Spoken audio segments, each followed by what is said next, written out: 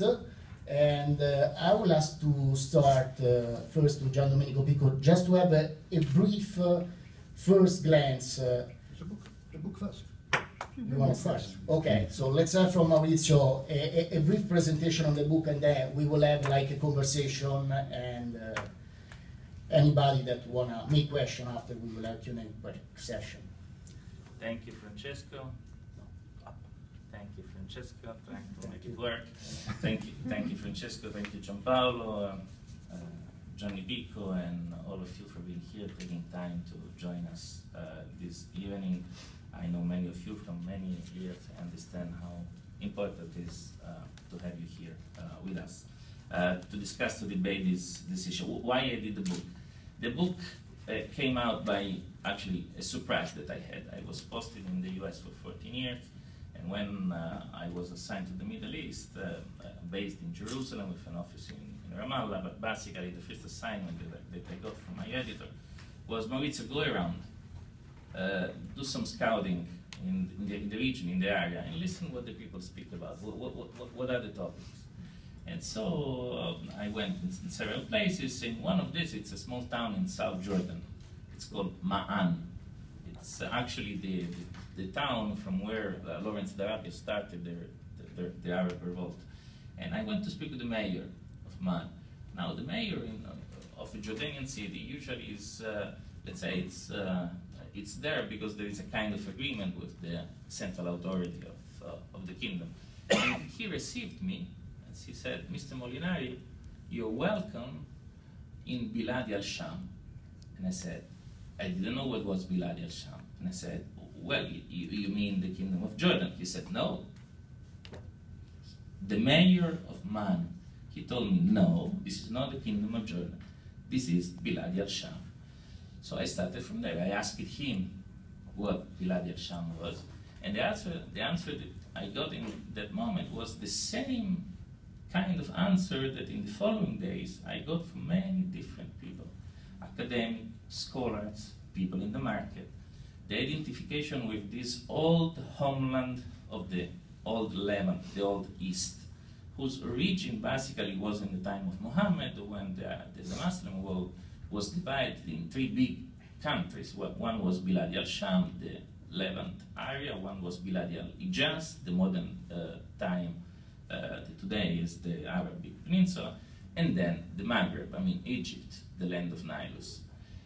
This identity of Bilad al-Sham is the key to understand, and brought me to understand how strong is the consensus that the Caliphate has. Exactly as Francesco before was telling us, the Caliphate is something very serious that we have to consider, to analyze, taking him in a very different way from what we said and what we spoke and what we discussed with other terrorist organizations. Because in this case, the ideological base of the Caliphate that was proclaimed on June 29 last year, it's very, very, very strong.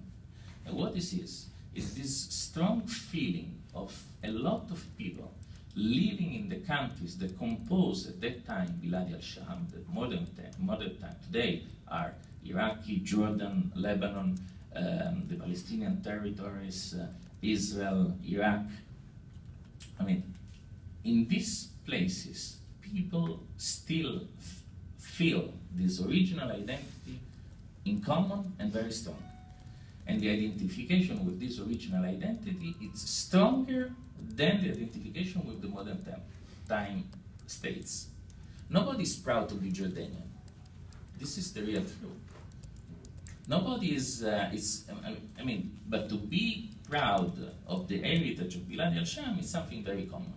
And I started asking why, and they were, you know, it was interesting because, in a university in Lebanon, in a mosque in Cairo, in a market in Hebron, everyone was telling me, look, Maurizio, we are not in favor of beheading, violence, bloodshed, all this.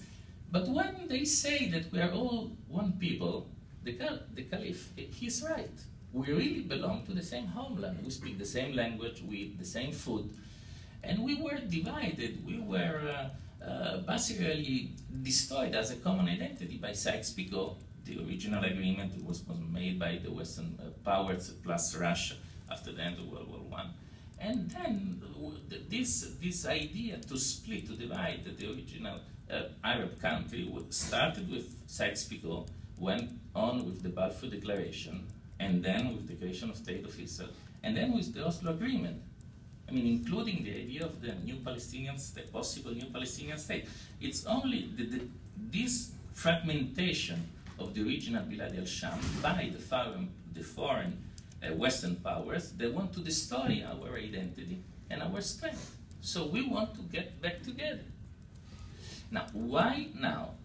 And why thanks to the Caliph? And this is the second pillar of their ideology. Because they feel that they have a common enemy that is very aggressive and is on the offensive. And this great enemy that they feel there against them, threatening their families, is the Shia world, because they perceive that the Shias are on the offensive. The Shias are winning, because Iran it's a great country, because in Iraq you have a Shia government, because the regime of Assad in Syria is supported by the Iranians, because Lebanon is in the hands of the Iranians. So when you go to Lebanon, you will see Hezbollah works very well. It's an almost perfect organization, but it's not Lebanon. I mean, it's a Shia organization. So if you are a Sunni family, the average Sunni family, I went in the market of Tripoli, and these people, they told me, we feel surrounded. They are on the offensive everywhere. So who is defending us? And an old trader in Ramallah, where I have my bureau, told me, Maurizio, the last Sunni leader that we had was Saddam Hussein. After the Saddam Hussein failed, was overthrown, or whatever, I mean, since then, the Sunni world has no more strong Sunni leader. Why? The Shia are on the offensive. So if you put together the original identity, the ability of the Caliph to go back to that roots, to say that today the Shia are on the offensive and are threatening what remains from Bilad al-Sham, this Sunni roots, you can start understanding why the consensus for this group, organization, or Islamic State, it's much stronger than what Al-Qaeda or other Jihadi groups had before that. And two final comments maybe on the other two identities of this caliphate as is coming out. First of all is the organization of the land. I mean, the way they manage the public administration, it's quite good. I mean, if you listen to the witnesses, I mean, who lives there? Yes, of course. You have a violence, a terror, they kill people, they kill gay people, adultery. I mean, the interpretation of the Islamic law is brutal, it's un-Islamic, and it's very violent. But they give electricity, they give bread, they give schools, the health system, it works better than how it was working before in Syria with Assad or in Iraq with Saddam.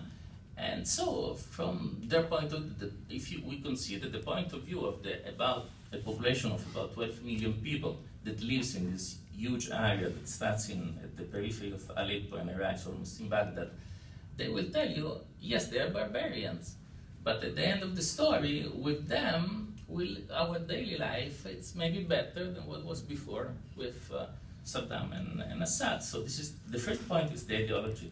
The second point is how they manage the administration. And the third element of the strength, I believe, it's the recruiting, the way how they're able to identify people that are volunteering from them, even if they don't know them in person. They can come from Iceland, from Australia, from Minnesota, from Rome, from wherever. And this is because there is this element inside their ideology that is the identification with the violence. So you belong to their group if you are able to perpetrate incredible, horrible acts of violence. And this identification between ideology and violence, I believe, is the first time since the Nazi period that it's so clear. It's interesting because some of the papers that I quoted in the book that have to do with studies made by the anti-terrorist organization in France and England, they say that they tried to study, to understand in which point, why a single person was not related to ISIS started volunteering for ISIS, why they decided to become a foreign fighter. And in many, many cases are young people, even teenagers, after that they see an image of violence. Because what happens in their mind is that they see this incredible, horrible act of violence, and they say, I want to be the perpetrator and not the victim. So if I look myself in the next 20 years, I want to be the person that killed and not that is killed. So these are the three basic elements of the book. So the ideology, the organization, and the recruiting on the base of violence. So that's why I wrote it, just to open a discussion, to say why it's something very serious that we may take along with it for a very long time. And it's a pleasure and an honor for me to be here with you, and especially with Gianni Picco, that knows this part of the world much better than all of us together.